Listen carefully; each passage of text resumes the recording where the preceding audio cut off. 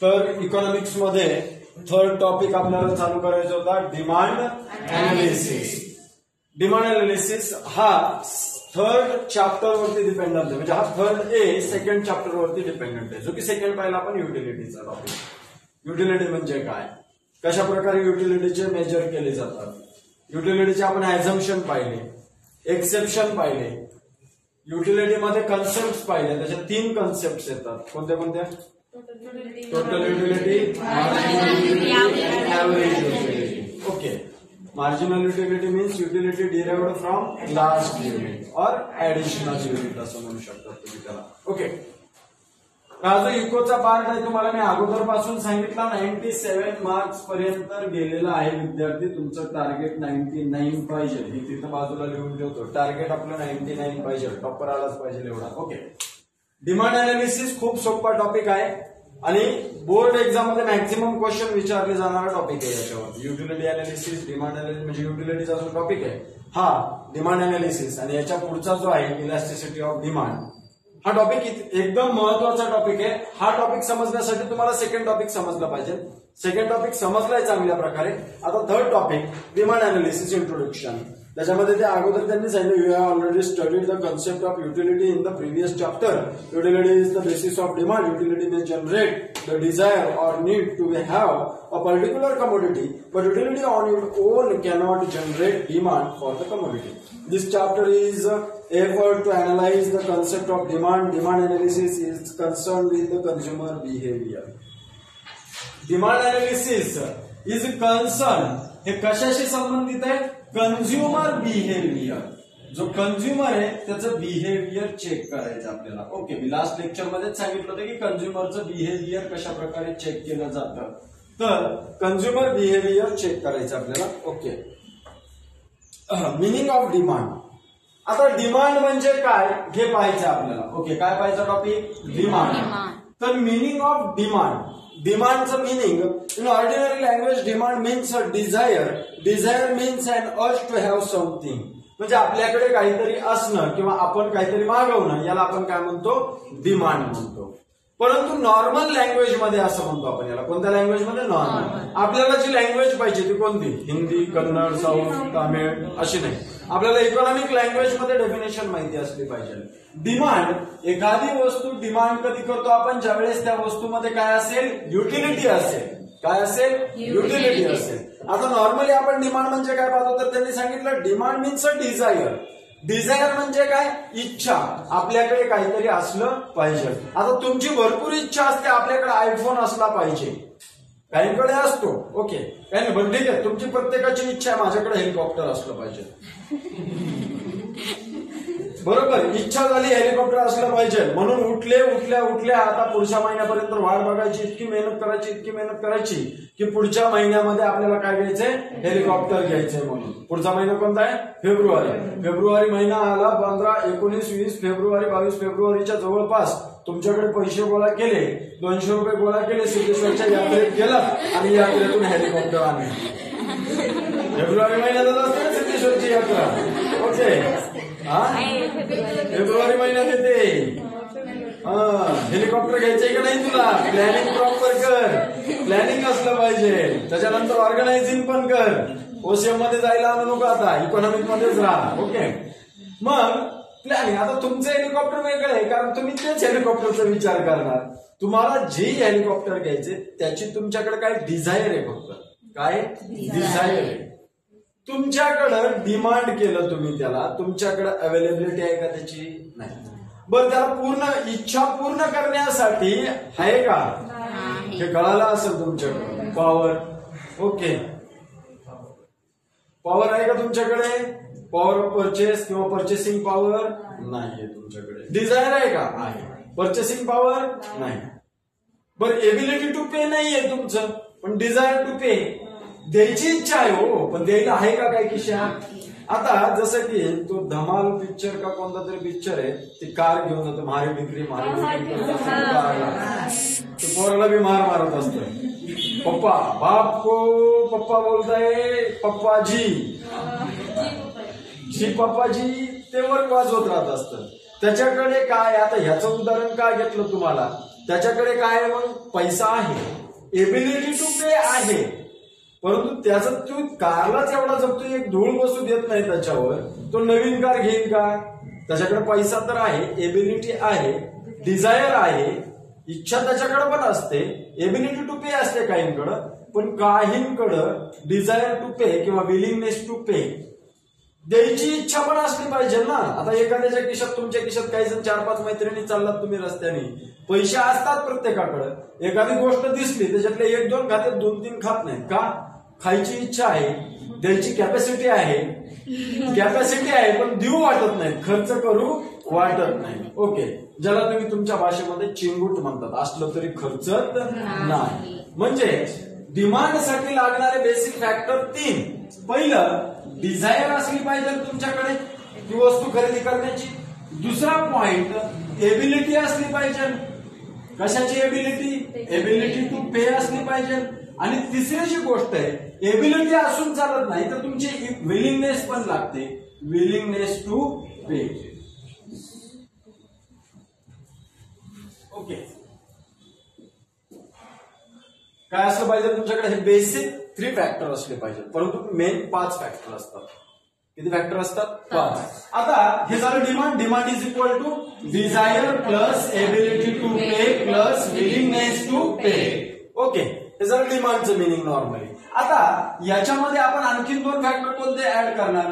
तर particular price असली पाहिजे, त्याला काय असली पाहिजे? पर्टिक्युलर प्राइस असली पाहिजे आणि स्पेसिफिक टाइम असला पाहिजे. हे 5 फॅक्टरवर डिमांड डिपेंडंट होते. स्टँडर्ड फॅक्टर्स हे झाले. नॉर्मली 12th ला म्हणून तुम्हाला काय सांगितलं जाईल?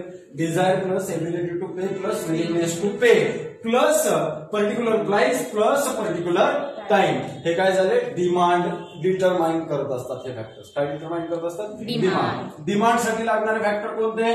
Desire plus ability to pay plus willingness to pay plus particular price plus specific time. समजलं इथपर्यंत? कोणाला काही प्रॉब्लेम नाही?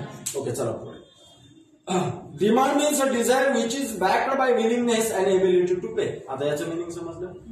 Demand means desire which is backed. Backed म्हणजे सपोर्ट असला पाहिजे मागून त्याचा. कशाचा? एबिलिटी अँड विलिंगनेस टू पेचा. Okay. For example, if a person has a desire to purchase the television set but does not have the adequate purchasing power, then it will be simply a desire and not a demand. Thus, demand is effective desire. All desires are not demand. In short, demand is equal to desire plus willingness to pay purchase plus ability to pay. Okay. आता हे होतं त्याचा part. Definition of demand. Demand म्हणजे काय? आता काय पाहिजे? Demand म्हणजे काय? The demand for anything at a given price is the amount of it which will be bought per unit of time at that price. मग आता ह्या डिमांड मध्ये हे आपण सांगितलेले 2 फॅक्टर घेतले. कोणते कोणते फॅक्टर घेतले? ओके, कोणी सांगितले? According to Benham, the demand for anything at a given price, at a given price is the amount of it. त्याची जी काय अमाऊंट आहे ती it which will be bought per unit of time at that price. ज्या प्राइसला आहे ते पर युनिटने घेतलं पाहिजे त्या टायमिंगला. बाकीचे तर डिमांड मध्ये आले. Desire, ability to pay, willingness to pay, ability to pay. Okay, हे पाहिलं. पर्टिक्युलर प्राइस त्याला असली पाहिजे, ते पर युनिट वाईज प्राइस असली पाहिजे आणि स्पेसिफिक टाइम असला पाहिजे. Okay. Thus following are the features of demand. Demand is a relative concept. Demand is a relative concept. Demand is essential expressed with the reference to time and price. Demand is essentially expressed. Demand जर आपल्याला express करायची असेल तर कशाच्या बाबतीत express केली पाहिजे? Related time and price याच्यामध्ये एक्सप्रेस केली पाहिजे. काय? डिमांड. ओके, पुढे डिमांड शेड्यूल. आता डिमांड शेड्यूल, इंडिव्हिज्युअल डिमांड हे टाइप्स मध्ये पण येऊ शकतात. Individual demand market demand. Okay, हे पॉइंट पुन्हा तुम्हाला येतील. आता याच्यामध्ये हे ऍग्रिगेट डिमांड, ऍग्रिगेट सप्लाय या ठिकाणी हे पॉइंट येतील पुन्हा तुम्हाला. ओके, आता हा पॉइंट समजला तुम्हाला याच्यामध्ये. ओके, डिमांडची डेफिनेशन पण समजली, काही प्रॉब्लेम इथपर्यंत. डिमांडचे फीचर पण समजले. Okay, demand is a relative concept. Demand is essentially expressed with reference to time and price. कशामध्ये एक्सप्रेस केली पाहिजे? टाइम अँड प्राइस मध्ये एक्सप्रेस केली पाहिजे. पुढे डिमांड शेड्यूल. डिमांड शेड्यूल म्हणजे काय? तर एक टेबल दाखवायचा त्याच्यामध्ये प्राइस आणि डिमांड म्हणजे पर युनिटची डिमांड जी आहे ती कशा प्रकारे चेंज होते. आता माणसाचा स्वभाव कसा असतो. सपोज 5 रुपयाला चहा असताना तुम्ही काय करतो, टीचंच एक्झाम्पल घेऊयात. एकदम आपण पहिल्याच्या व्हिडिओ लेक्चर मध्ये पण टीचंच एक्झाम्पल घेतलेले, कंटिन्यू करण्यासाठी टीचं एक्झाम्पल घेऊयात. टी इथं 5 रुपयाला एक प्राइस होती टीची. ओके, आता कोण कोण पेनच्या? सगळेच पितलच्या. ओके, टीची प्राइस 50 रुपीज झाली. एखादा हौशे 900 900 पिऊ शकतं, 2-4 पिऊ शकते. जिथं तुमची 20 ची डिमांड होती तिथं तुमची डिमांड 10 वर आली. ओके, प्राइस वाढली का कमी झाली? वाढली. प्राइस वाढली. आता याच्याबरोबर काय बघितलं पाहिजे आपण? ही प्राइस चेक करतो आपण. ओके, कशाची? टीची. टी इथं प्राइस, इथं डिमांड. ज्यावेळेस त्याची प्राइस 5 रुपये होती त्यावेळेस सपोज 20 कस्टमर रेग्युलर मध्ये त्याच्याकडे जात होते. तिची प्राइस ज्यावेळेस 50 रुपीज वर गेली त्यावेळेस त्याच्याकडे एक 8 कस्टमर गेले. ओके, किती कस्टमर गेले? 8. आता असं बोलू नका बाकीचे कुठे गेले. बाकीचे दूध पितील, कॉफी पितील, काही पितील, ते आपल्याला देणं गेलं नाही. आता आपल्याला एकच एक्झाम्पल पाहिजे. टीची प्राइस इन्क्रीज झाल्यामुळे डिमांड काय झाली? आता काय झालं? प्राइस परत आली 3 रुपयावरती. तुम्ही तर जाताल सोबत मित्रांनो, चल भिकारी वाटलो का तुला चहा पिऊ, चल. ओके, म्हणजे तुमची जी डिमांड आहे 20 वरून आता तुमची 25-30 वर डिमांड जाईल. म्हणजे तुम्ही बघता की ज्यावेळेस एका पर्टिक्युलर प्रोडक्टची प्राइस, एका पर्टिक्युलर प्रोडक्टची, आता ही डिमांड 20 युनिट, 8 युनिट, 25 युनिट हे कधी काढलं आपण? स्पेसिफिक पिरियड मध्ये, स्पेसिफिक टाइम मध्ये घेतलेली. 1 आठवड्याची डिमांड केली किंवा 1 दिवसाची डिमांड केली किंवा 1 महिन्याची डिमांड कॅल्क्युलेट केली, त्यावर आधारित केलेली डिमांड आहे. ओके, स्पेसिफिक टाइम साठी. मग आता तुम्ही जर पाहताल याच्यामध्ये की कस्टमरचं बिहेवियर कसं आहे, आपल्याला काय पाहिजे? कन्झ्युमर बिहेवियर चेक करायचे. म्हणजे आपण कन्झ्युमर आहेत ना, भरपूर वस्तू कन्झ्युम करत असतो. तुम्ही टॅक्स पेयर आहात का? कोणता टॅक्स पेयर करता तुम्ही? इनडायरेक्ट. डायरेक्ट असो इनडायरेक्ट असो टॅक्स पेयर आहात ना तुम्ही. प्रत्येक जण, लहान लेकरापासून म्हाताऱ्या माणसापर्यंत प्रत्येक व्यक्ती टॅक्स पेड करत असतो. विश्वास बसत नसेल, साधी वही घेतली तरी तुम्ही जीएसटी पेड करतात, पेन घेतला तरी जीएसटी पेड करतात. ते वरी किती जातो ते आपल्याला माहिती नाही. ओके, पण पेड करत असतात. तुम्ही टॅक्स पेयर आहात का? म्हणजे तुम्ही असा विचार करतात मी डायरेक्ट गव्हर्नमेंटला पेड करतो का, त्याचा विचार करायचा नाही. इन्कम टॅक्सचा विचार करतात. आपल्याकडे टॅक्स वेगवेगळ्या प्रकारचे असतात. ओके, तर हा पार्ट आहे टीचा. समजलं याच्यावरून तुम्हाला? म्हणजे माणसाचं बिहेवियर कसं आहे, एखाद्या वस्तूची किंमत जर वाढत चालली तर त्याची डिमांड कमी होते आणि एखाद्या वस्तूची डिमांड जर कमी, म्हणजे प्राइस जर कमी होत चालली तर त्याची डिमांड काय होते? वाढते. बरोबर ना? ओके, आता घरामध्ये लाईट वगैरे जास्त वेळ चालू ठेवली, इथं जरी चालू ठेवली तर मी पण बोंबलायला लागतो, तुमच्या घरचे पण बोंबलायला लागतात. का? येडे आहेत आम्ही नाही.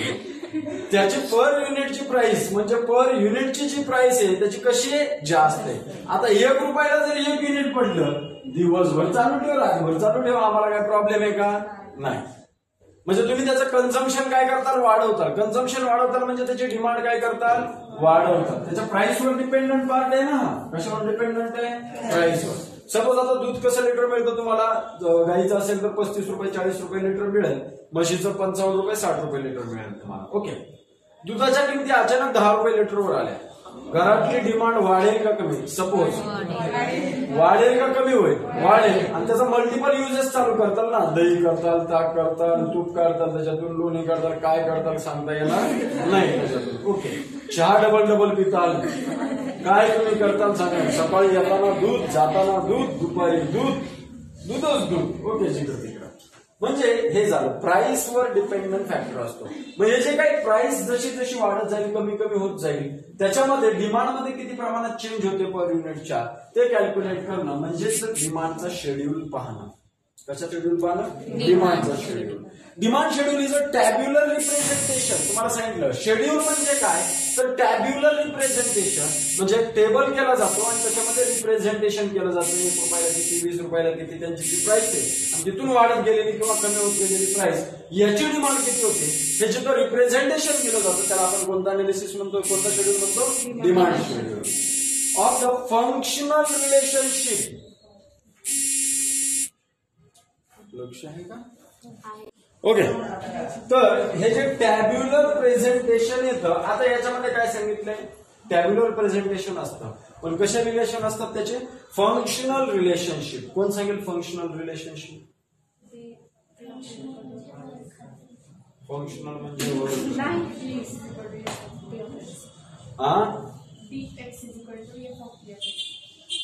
F of x. X is commodity. F of P means price. म्हणजे जी डिमांड आहे function of price Bx is equal to F of P of X असं डिनोट करतात. म्हणजे जी डिमांड कॅल्क्युलेट करताल, ही डिमांड कशावरून कॅल्क्युलेट करताल, तर प्राइस वर फंक्शन करून तुम्ही त्याची डिमांड, पुढची डिमांड काय असेल, पुढची प्राइस काय असेल ते तुम्ही असं कॅल्क्युलेट करताल. याला कोणतं रिलेशन म्हणतात? Functional relationship. तुम्ही इंटिग्रेशन, डेरिव्हेटिव्ह मध्ये प्रत्येक प्रकारचे फंक्शन युज करत असतात याच्यामध्ये. ओके. हे कधी अभ्यास केलंय तुम्ही? आत्ताच 12वीला, 11वीला, 10वीला अभ्यासलंय का? थोडं थोडं होतं. 10वीला होतंय, होतं ना.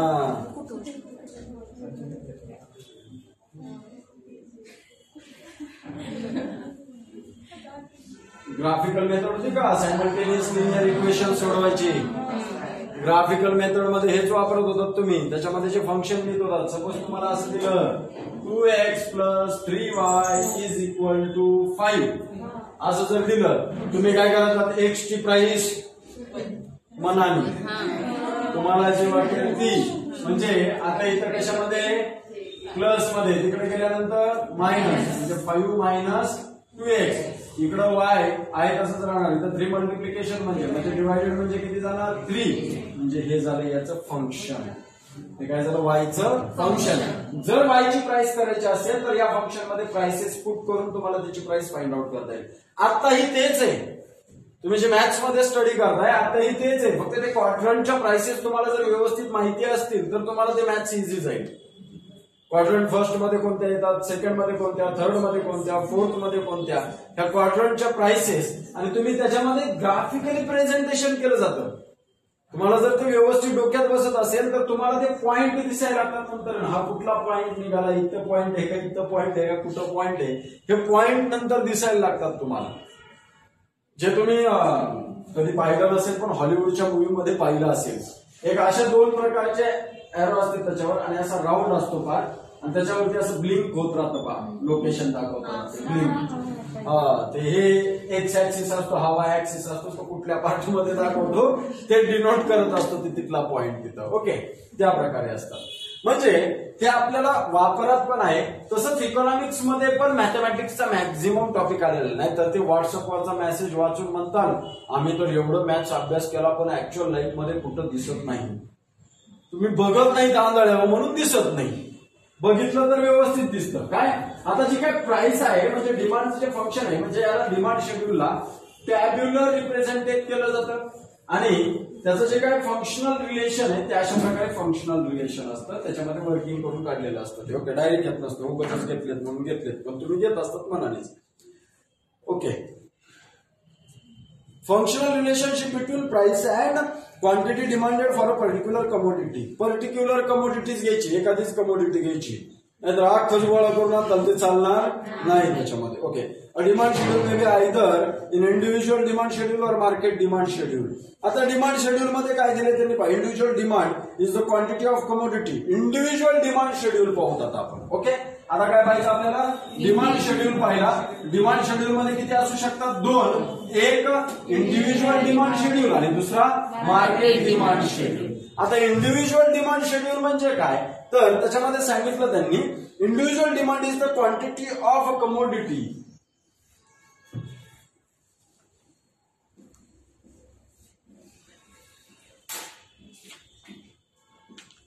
Individual demand schedule. Individual demand is the कोणती demand? Individual demand is the quantity of commodity जी डिमांड केलेली आहे कोणी? इंडिव्हिज्युअली. म्हणजे इंडिव्हिज्युअल डिमांड शेड्यूल, इंडिव्हिज्युअल डिमांडलाच त्यांनी रिव्हर्स मध्ये सांगितले, डिमांड ऑफ इंडिव्हिज्युअल असं सांगितलं. फक्त त्याच्यामध्ये काय घेतले?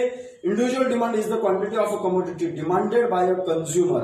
अ कंझ्युमर एकच consumer. Okay. A consumer at a given price, at a given price आणि पुढे दिलं असेल पिरियडचं, a given period of time. Price during a given period of time. दिलेल्या वेळेत आणि दिलेल्या किमतीलाच चेक करणं म्हणजे त्याला आपण म्हणतो इंडिव्हिज्युअल डिमांड. आता याचा शेड्यूल पाहूयात. आता पुढे पहा, मी तुम्हाला म्हणतो ना this can be shown on following table किंवा following representation in above axis, in above graphical representation. On x axis we shows dash dash, on y axis we shows dash dash. 3 ओळी गेल्या याच्यात. ओके. तसंच यांनी पण केलंय. आता वरी सांगितलं, तुम्ही विचारता ना मला एक्सप्लेनेशन कसं द्यायचं, यांनी जसं दिलं तसंच द्यायचं, अवघड जात नाही. आता individual demand schedule is a tabular representation. आणि मग वरी काय दिले डिमांड शेड्यूल मध्ये? आता खाली इंडिव्हिज्युअल डिमांड म्हणजे tabular representation of a consumer करा, नाहीतर इंडिव्हिज्युअल कंझ्युमर करा. त्याच्यामध्ये individual demand schedule is a tabular representation showing different quantities of commodity that an individual consumer is prepared to buy at various prices over a given period of time. This can be explained with the help of following individual demand schedule. मग schedule draw करायचा. आता वरी तर explanation दिलं का नाही त्यांनी? खालचं tabular रिप्रेझेंटेटिव्हचं explanation कुठं दिलं त्यांनी? त्याच्यावरही. मग खाली टेबल दिला. आता टेबलमध्ये कमोडिटी घेतली आपण एक्स, काही असू शकते, मँगो ठेवा, काय ठेवायचं ते ठेवा, फक्त तिसरं काहीतरी ठेवू. ओके. एक्सची काय घेतली यांनी? Price of x and demand of x. Quantity मध्ये घ्यायची. ती कशामध्ये घ्यायची? क्वांटिटी. क्वांटिटी नंबर्स मध्ये असू शकते, केजी मध्ये असू शकते, मीटर मध्ये असू शकते. आपल्याला इथं नंबर मध्ये घ्यायची quantity. Okay. Quantity demanded of commodity x in कशामध्ये दिले? केजी. इथं लिहित बसू नका. 1 केजी, 2 केजी, 500 ग्रॅम असं लिहू नका. इथंच लिहा इन केजी. ओके. आता प्राइस बघू पहिल्यांदा. 10, 8, 6, 4, 2. बेग 4 बेत्रिक 6 बेचोक 8 म्हणजे 10. ओके. रिव्हर्स पाडा दिला, 10 पर्यंत घेतला. ओके. आता वरून उजळणी द्या. 1 2 3 4 5 झालं. 10 रुपयाला 1 युनिट, 8 रुपयाला 2 युनिट, 6 रुपयाला 3 युनिट, 4 रुपयाला 4 युनिट, 2 रुपयाला 5 युनिट घ्या फुकट. ओके. हे असं दिलेलं म्हणजे प्राइस कमी होते का वाढते? ओके. प्राइस काय होते? कमी होते. आणि डिमांड काय होते? वाढते. जर आपण असं पाहिलं तर पाहण्याचा दृष्टिकोन. ओके. असं जर पाहिलं तर तुम्हाला काय होताना दिसेल? प्राइस डिक्रीज होताना दिसेल आणि डिमांड त्याची क्वांटिटी जी आहे ती काय होताना दिसेल? डिक्रीज होताना दिसेल. आता नजर बदला म्हणजे असं बघा नाही, असं बघा नाही. नजर बदला म्हणजे आता घालून वर पाहिजे. ओके. आता असा दृष्टिकोन ठेवा. प्राइस 2 रुपये होती, 2 ची किती झाली? 4, 4 ची 6, 6 ची 8, 8 ची 10. म्हणजे प्राइस वाढते का कमी होते? वाढते. ज्यावेळेस प्राइस इन्क्रीज होते त्यावेळेस याच्याकडे पण असंच पहा.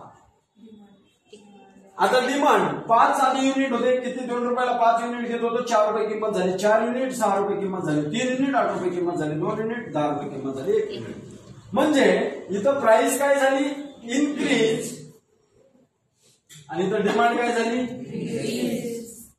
ओके. समजतंय ना? एक इन्क्रीज तर एक डिक्रीज. म्हणजे असं रिलेशन म्हणू शकतो. ह्याला घ्या प्राइस, ह्याला काय घ्या? प्राइस. प्राइस इन्क्रीज होते तर डिमांड काय होते? डिक्रीज होते. या इकडं आता ही काय झाली? प्राइस काय झाली? डिक्रीज. डिमांड काय होते? हे काय झालं? डिमांड.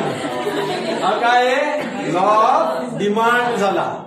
याला काय म्हणतो आपण? Law of demand. असंच ठेवायचं. जर कळलं गेलं, तुला जर कळलं गेलं, एक्झाम मध्ये उठायचं बरोबर. कळलं? ओके, तिला कळलं. एक्झाम मध्ये असंच करणार. कसं करणार? आणि हे जे काय आहे कवायत, ओके, ही जी काय आहे हा सप्लायला ऍप्लिकेबल होतो. Price increases, supply increases. Supply, price decreases, supply decreases. आणि हा काय झाला? इनव्हर्स रिलेशनशिप, विरुद्ध भास. एक वर चाललं तर दुसरं खाली जाते, म्हणजे नॉर्मल लाईफ आपली. एक वर चाललं तर दुसरं खाली जाते. ओके, आता याच्यामध्ये रिवर्स नसते. हलून गेला तर ह्याच्यात तसं होत नाही. ओके, जास्त विचार. हे काय आहे? डिमांड. हे काय आहे? डिमांड. हे increase in demand. Okay, decrease. Okay, when price increases then demand decreases. When price decreases then demand increases. झाली डेफिनेशन. जर डिमांड याच्यावरच तर डिपेंडंट आहे. आता हे झालं इंडिव्हिज्युअलचं. आता इंडिव्हिज्युअलचं डिमांड कर आपण याच्यामध्ये पाहू. आता खाली बघा ना काय एक्सप्लेनेशन केलं त्याने. फक्त क्वांटिटी टाकली, त्यांनी काय वेगळं केलं त्याच्यात. shows table 3.1. आता in that table shows different quantities of commodity. Different quantities of commodity. अरे बापरे, माहितीच नव्हतं. कमोडिटी कोणती आहे? X purchased by an individual consumer at various prices. It can be observed that असं ऑब्झर्व केलं आम्ही. काय ऑब्झर्व केलं? It can be observe that less quantity of commodity is demanded at rising price. Less quantity of commodity demanded at rising price. Increase काढला, rising काढला. Okay, त्याच्या ऑप्शनलचे शब्द जसं important, essential, very important, significant, most important. या कथाला एवढं नाही समाधान झालं. Very very very important. 2-3 very लावला की ते महत्वाचं झालं. Demanded at rising prices and more quantity of commodity is demanded. And more quantity of commodity is demanded at falling prices. It indicates that an inverse relation between price and quantity demanded. Inverse म्हणजे विरुद्ध. समजलं ना? कोणतं relation? Inverse relation. Individual demand कर. आता का पाहायचं आपल्याला? आता मी आपण याच्यामध्ये पाहणार आहोत. बघा, हे हाय,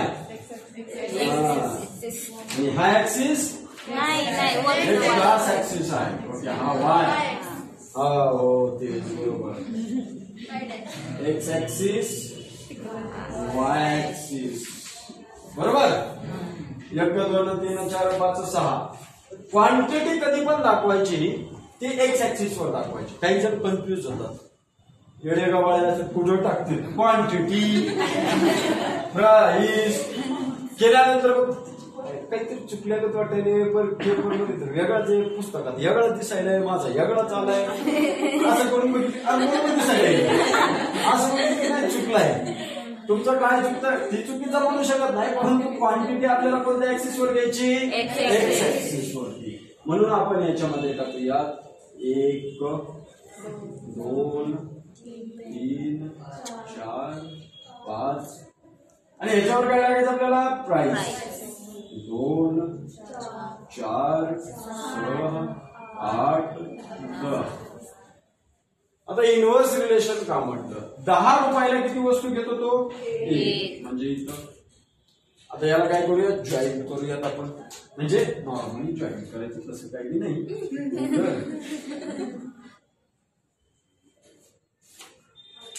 8 रुपयाला 2 वस्तू, बरोबर. 3 रुपयाला 6 रुपयाला 3 वस्तू. जरा जवळ घ्या. 4 रुपयाला 4 वस्तू आणि 2 रुपयाला 5 वस्तू. म्हणजे हे जर पॉइंट आपण अटॅच केले तर असं दिसल. आणि जर हा एक पॉइंट अटॅच केला, ज्या वेळेस हे कर्व याला डिमांड कर्व पण म्हणू शकतो आपण. इंडिव्हिज्युअल डिमांड कर्व म्हणतो आपण याला. कोणता? Individual demand curve. हा इकडून चालू झाला का नाही आधी? इकडून चालू झाला. इकडून ही बाजू म्हणजे कोणती बाजू? ह्या हाताची. ह्या हाताकडून खात्या हाताकडं उतारण येतो. हे हात मला माहिती नाही, तुम्हाला माहिती असं जाणून घ्या. ह्या हाताकडून ह्या हाताकडं उतारण येतो. लहानपणी असं असं करत पडायचे का नाही? वारं सुटल्यावर तसा कर्व असतो आपला. जर असा गेला तर म्हणजे याच्यावरती बघा, असा जर गेला म्हणजे कोणत्या बाजूला? ह्या हाताला जर झुकला म्हणजे त्याच्याकडे बघताना उजव्या हाताला झुकला पाहिजे. म्हणजे तो डाऊनवर्ड पाहिजे. डाऊनवर्ड म्हणजे काय? खाली जाणारा पाहिजे, पण कसा? Left to right. त्याला आपण इनव्हर्स म्हणतो. कसा म्हणतो याचा slope? Inverse. Okay. Slopes downward. कसा? डाऊनवर्ड. पण चालू कुंकून झाला ह्या हाताकडून, संपला कुण्या हाताला? उजव्या हाताला. ओके. मग डिमांडचा कर्व हा इंडिव्हिज्युअल डिमांडला पण असाच येतो. मार्केट डिमांडला काय येणार? More than 2 consumers. Totalling of demand of more than 2 consumer. 2 पेक्षा जास्त कन्झ्युमरची डिमांड जिथे एकत्र केली जाते त्याला आपण मार्केट डिमांड म्हणतो. पर्टिक्युलर प्राइसला आणि स्पेसिफिक टाइम पिरियड मध्ये. हेच त्याच्यामध्ये पुन्हा सांगणार. इथपर्यंत काही प्रॉब्लेम नाही. इनव्हर्स तर हे समजलं. आता मला सांगा हे निगेटिव्ह आहे का पॉझिटिव्ह आहे? हे कसं आहे? पॉझिटिव्ह आहे. आता हे निगेटिव्ह कसं झालं? हे निगेटिव्ह. याला निगेटिव्ह स्लोप म्हणतो, निगेटिव्ह रिलेशन म्हणतो, इनव्हर्स रिलेशन म्हणतो. कशाला? इतमानला. कशाला? इतमान डिमांड. समजलं? इंडिव्हिज्युअल डिमांड कर्वचा आपण individual demand curve is a graphical representation. अरे बापरे, कर्व ग्राफिकल दाखवला जातो, माहितीच नव्हतं. काय सांगितलं त्यांनी तिथं? Individual demand curve is a graphical representation. नाहीतर का कपाळावर काढला जातो? कोण काढतं कपाळावर, हातावर, वहीवर? हे बा कसा कर्व असतो. चालतं का तसं? नाही. ओके. कुठं असतं ते? ग्राफ मध्येच असतं ना. मग काय सांगितलंय? Individual demand curve is a graphical representation of individual demand schedule. Represents and individual demand curve. पहा त्याच्यामध्ये दिलं डिमांड कर्व. कुण्या हाताकडून कुण्या हाताला? खात्या हाताकडून. मग कसं? कुण्या हाताकडून? Left to right. From washing hand to eating hand. आता त्याच्यात पण तीच सांगणार. तुम्ही म्हणून बोर व्हायचं नाही लिहिताना. वरी लिहिलंय, खाली त्यांनी दिलंय, आपण दिलंय का? तसं नाही. ते आता काय म्हणतात बा, इन फिगर 3.x आपण काय म्हणायचं? In above. X axis represents quantity demanded and Y axis represents the price of the commodity. किती वडी घातले यांनी याच्यात? ओके. 4-5 नाही नीट बघ. तू टाकतीस 4-5. The demand curve DD slopes downward from left to right. माहिती नव्हतं कोणाला हे? ऋतिक माहिती नव्हतं तुला? माहिती होतं. कुणी हाताकडून जातो? लेफ्ट टू लेफ्ट कडून जातो, राईटला येतो. बरोबर. ओके. हे कोणत्या हाताकडून गेलंय? लेफ्ट आहे. लेफ्ट आहे आणि हा राईट आहे माझा का नाही? म्हणून लेफ्ट टू राईट. तुम्ही फिरा म्हणा मग बोला. आता हा लेफ्ट आला का नाही? हात बदलला. Between price and inverse relationship between price and quantity demanded. Market demand schedule तसाच आहे. बरोबर. फक्त 2 किंवा 2 पेक्षा जास्त कन्झ्युमरची टोटल घेतली जाते याच्यामध्ये. हे कोणाला समजणार नाही वाचून घेतल्यानंतर? का समजून येईल? काही समजणार का? झोप आली का तुला? अजून पुढे अकाउंट आहे, त्याच्यानंतर ओशीएम आहे. आता 25. तुम्ही तरुण म्हातारे होता थोड्या दिवसात. काही दिवसात काट्या घेऊन येतात. काय बसताना कसं तेज असलं पाहिजे तुमचं सकाळपासून संध्याकाळपर्यंत. घरी बोंबलत फिरतात तुम्ही उन्हाळ्याच्या सुट्टीत. ज्यावेळेस 5वी 6वीला होतात, सकाळी खेळायला लागले की संध्याकाळी 8ला खेळत होतात. कधी म्हणतात मी थकलो. नाही नाही, ही झालं की ती खेळ, ती झालं की इकडे खेळ, शेताकडे पळ, इकडे पळ, तिकडे पळ, खाऊन घे काहीतरी, जाऊन ये काहीतरी. चला पुढे. मार्केट डिमांड कर्व सांगायची गरज नाही. Reasons justifying downward sloping demand curve are as follows. का तो खाली जातो? का जातो, इथून इकडेच का जातो, इथून इकडे का जात नाही, याचा अर्थ आपल्याला पाहिजे आहे. परंतु तो तुम्हाला मी सांगितलेला आहे, तो अगोदर व्यवस्थित पाहून घ्या. जर तुम्हाला समजला नसेल तर व्हिडिओ लेक्चरमध्ये पण मी सांगितलेलं आहे, त्याचं व्हिडिओ लेक्चर आहे आपलं, ते पाहून घ्या. ओके, इकॉनॉमिक्सचं व्हिडिओ लेक्चर जे प्रिपेअर करून टाकलं होतं त्याच्यामध्ये क्लॅरिफाय म्हणजे पूर्णपणे डिटेल दिलेलं आहे. जर नाही समजलं तर व्हिडिओ लेक्चर पाहून तर मग विचारा, त्यावेळेस मी सांगतो. आता डायरेक्टली पाहिजे आपल्याला टाइप्स ऑफ डिमांड. हे नाही समजलं तर मी सांगणार आहे परत, आणि याच्यावरती क्वेश्चन असतो, याच्यावरती डिटेलमध्ये डिस्कशन ठेवूयात आपण. ओके, तिथंच फिरून यायचे पण डिटेल ठेवायचं. आता पुढे टाइप्स ऑफ डिमांड काय पाहिजे, डिमांड.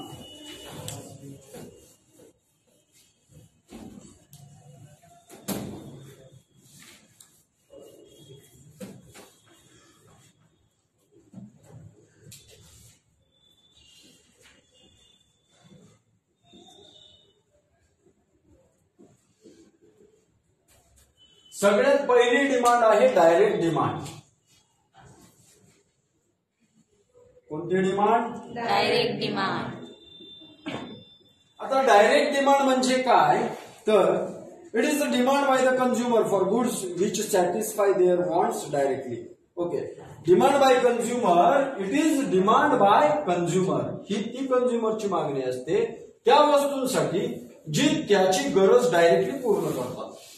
अवघड आहे की नाही, अवघड आहे नाही. वाचा काय म्हणते, it is the demand by consumer for goods, काय फॉर गुड्स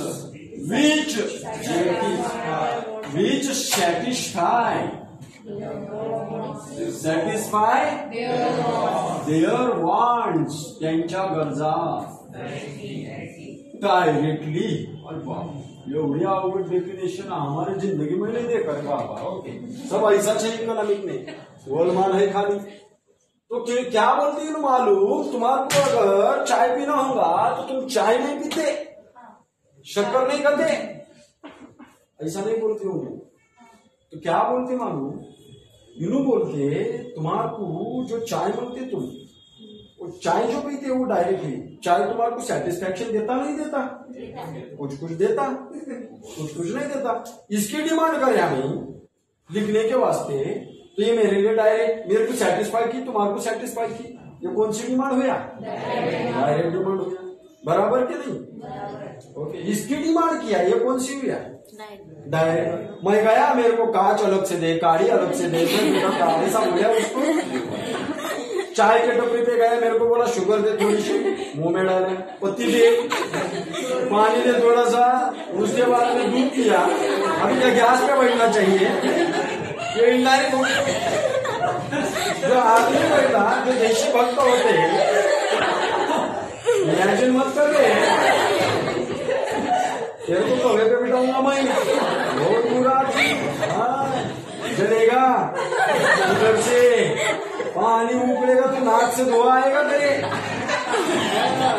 अभी लगता है तेरे को यूं बोलता है, क्या बोल रहा हूं, तू क्या सीख रहा है, किधर को जा रहा है. चलो आओ तो इधर को. क्या बोलिया मैं, डायरेक्ट डिमांड जो होती वो डायरेक्टली होती. ऐसा ही नो बोले, मैं नहीं बोले. क्या बोले देखो, for goods which satisfy their wants directly. Their means consumer, their means consumer बोलते हो. ओके, तेरा हेडफोन रख रहे हैं उधर को, वो डब्बा फोड़ डालूंगा मैं. पहले तो रशियन पढ़ती, कुछ समझ में आती, थोड़ा थोड़ा समझ में आती, तो काय को जाती उधर को. हिंदी लेती, संस्कृत लेती, अच्छा होती. मैं देख हिंदी बात करती, तेरे को समझ में आती.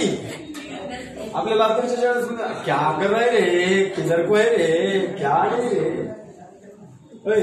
यहाँ पे ध्यान.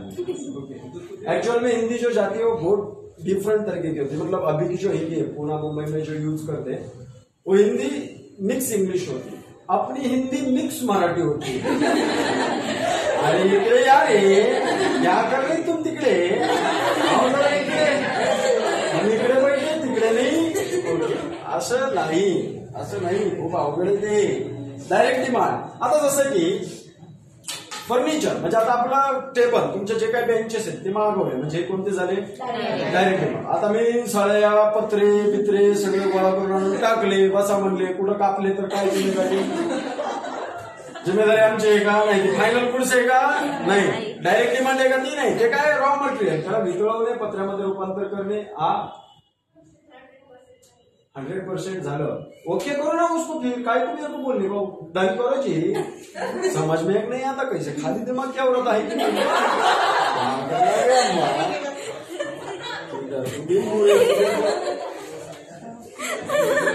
खाली दिमाग का कुछ समझ में नहीं आता. 4 बार चुप जान करते. चलो तो डायरेक्ट डिमांड, कोई तो केस ठोकेगा, बोलेगा वो कौन है वो तृप्ति देसाई को जाके बोलेगा औरतों को खाली डिमांड बोला, उसका काम पूरा भरेला. चल आता जे फर्निचर मागवतो आपण, म्हणजे सोफा सेट वगैरे जे मागवतो ते लाकडापासून बनलं म्हणून आधी लाकड आणतो आपण, तो फर्निचर वाला मागवत असतो. ओके, जसं देशी भक्त असतो, स्वदेशी अपनाव, तेवढे एकमेव मेंबर असे ज्यांनी कधी विदेशाचा गर्व ठेवला नाही. आपल्या भारताचा गर्व आहे. त्यांना झोपायला नसेल रस्त्यावर झोपतील, पण देशी सोडणार नाही. स्वदेशी अपनावाचा नारा त्यांनी दिला. ओके ठीक आहे. देशी भक्त आहे. ते कशापासून बनतं? ऊसापासून. म्हणून ते डायरेक्ट जाऊन ऊस खायला लागतात. मळीपासून, नारळपासून म्हणतात. ते नारळ पाणी आहे. मग ते पेशंटला पाजलं पाहिजे. पेशंट उठून पळायला लागतील तिथं. 1,000 2,000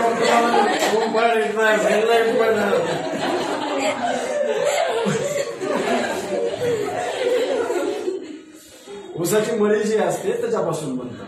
आता तुम्ही कधी त्या मळीच्या बाजूने गेलात तर एवढा सुगंधित वास येतो माहितीये, म्हणून तिथं जाऊन ते डायरेक्ट कोणी खातं, त्याला प्रोसेसिंग केलं जातं. प्रोसेसिंग केल्यानंतर ते कन्झम्पशन साठी फायनल रेडी असतं.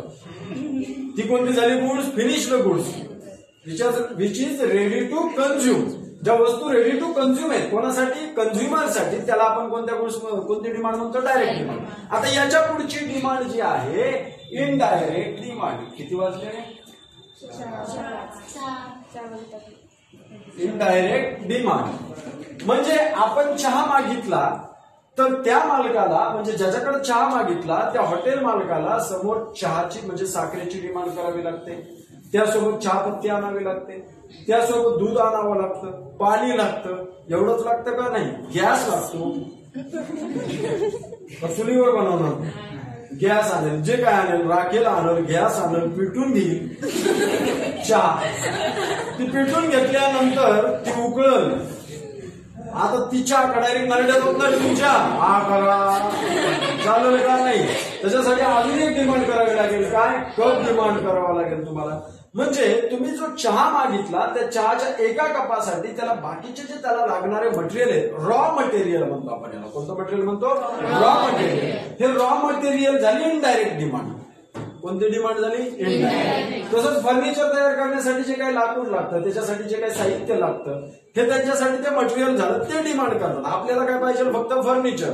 आपण जाणार, मशिनरी आणणार, सगळं आणणार आणि बनवून द्या म्हणणार नाही. आपल्याला काय पाहिजे? फर्निचर. बाकीची डिमांड कोण करणार?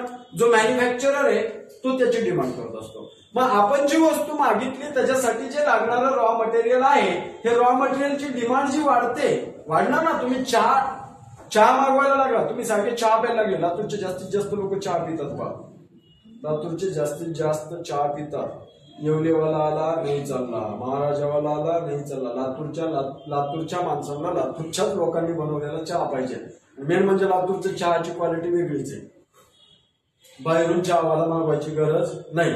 आपल्या इथं चहावाले भारी भारी आहेत, ती सुद्धा 5 रुपये 6 रुपयामध्ये क्वालिटी, स्पेशल क्वालिटी चहा देतात आपल्याकडे. ठीक आहे, पण ती गोष्ट झाली. लातूरचे लोक जेवढी जास्त चहा पितील तेवढी डिमांड कशाची वाढणार? साखरेची वाढणार, चहापत्तीची वाढणार, दुधाची वाढणार, गॅसची वाढणार, म्हणजे लागणाऱ्या रॉ मटेरियलची वाढणार. ओके, मग हे जे रॉ मटेरियल आहे, आपण चहा मागितला तर याच्या रॉ मटेरियलची पण डिमांड काय होते? वाढते. याला कोणती डिमांड म्हणणार आपण? कोणती डिमांड म्हणणार? Indirect demand. इनडायरेक्ट डिमांड मध्ये काय दिले? Indirect demand is also known as a derived demand.